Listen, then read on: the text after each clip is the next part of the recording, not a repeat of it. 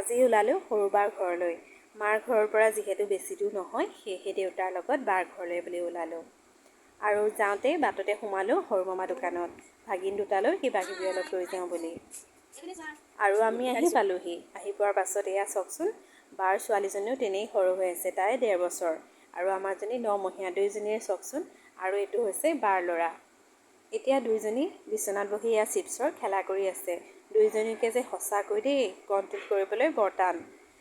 দুইজনীয়ে যিহেতু একো নাজানে। আৰু এয়া আমি চাহ তাহ খালোঁ। চাহ তাহ খোৱাৰ পাছত আমাৰজনীক এয়া চুঁচৰিবলৈ লগাই দিছোঁ। আৰু বায়ে ক'লে চাওকচোন, দুইজনীয়ে খুটুক খাটাক লাগিয়ে আছে, যিহেতু তাইও একো নাজানে। আৰু আমি এইবোৰ কৰি কৰি এয়া ভাত পানী খালোঁ। ভাত পানী খোৱাৰ পাছত বাৰ ঘৰত আকৌ তেজপাতৰ গছ আছে।